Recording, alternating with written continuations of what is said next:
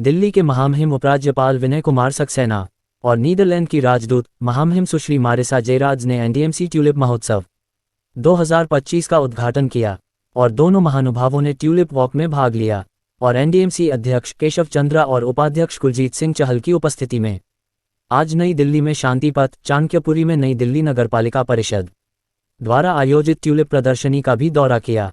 NDMC tulip महोत्सव का उद्घाटन करने के बाद वीके सक्सेना ने एनडीएमसी के प्रयासों और कड़ी मेहनत से फूलों की देखभाल करने वाले तथा इन फूलों से यहाँ की खूबसूरती को फैलाने वाले मौलियों को बधाई दी और कहा कि इस वर्ष 3 लाख से अधिक ट्यूलिप लगाए गए हैं। डीडीए के 20 पार्कों में भी इस बार कुछ ट्यूलिप लगाए गए हैं। हिमाचल प्रदेश के पालनपुर में 15,000 ट्यूलिप भारत में ही विकसित किए गए हैं, जिन्हें नई दिल्ली में भी लगाया गया है। हमारा लक्ष्य अगले 4 वर्षों में आयात पर निर्भरता को कम करना है। उन्होंने कहा कि हमें दिल्ली को और अधिक खूबसूरत बनाना है, जिसके लिए ऐसे प्रयास जारी रहेंगे। इस सहयोग के कारण नीदरलैंड के साथ जो मैत्री बनी है, उससे एक ट्यूलिप के पौधे का नाम मैत्री रखा गया है। इस अवसर पर नीदरलैंड की राजदूत सुश्री मारिसा जेराड्स ने कहा कि हम अपने दोनों देशों के बीच दोस्ती का उत्सव मनाने के लिए ट्यूलिप लगा रहे हैं। अगर आपको याद हो, जब मैंने 22 मई को जब एलजी का चार्ज लिया था, उस वक्त मैंने कहा था कि दिल्ली सिटी को सिटी ऑफ फ्लावर्स बनाना है और ये उसी कड़ी में काम हो रहा है। इस बार करीब 3,25,000 ट्यूलिप्स को इंपोर्ट किया गया है एनडीएमसी द्वारा। डीडीए ने भी अपने करीब 20 पार्क्स में ट्यूलिप को लगाया है और इस साल जो बेस्ट पार्ट है, 15,000 ट्यूलिप जो है हमारे इंडिजिनस ट्यूलिप भी यहाँ पर लगे हुए हैं, जिनको पालनपुर सीएसआईआर ने डेवलप किया है।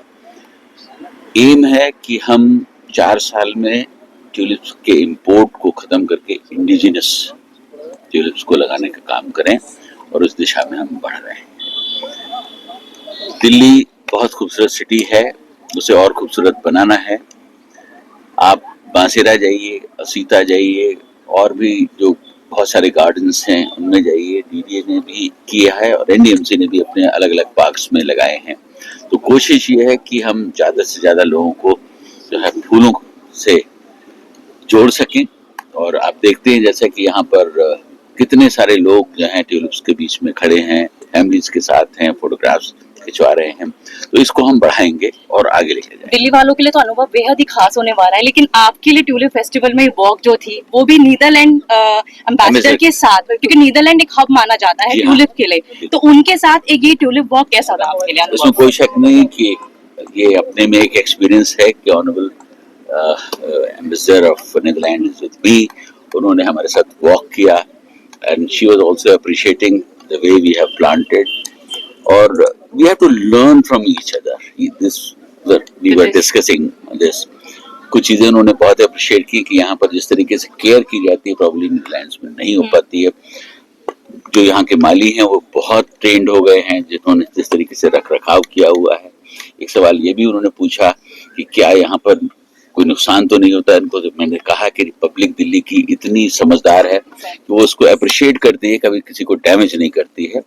In the rarest of rare cases भी यहाँ पर किसी ने किसी को डैमेज नहीं किया है या किसी को उखाड़ के दे के नहीं गया।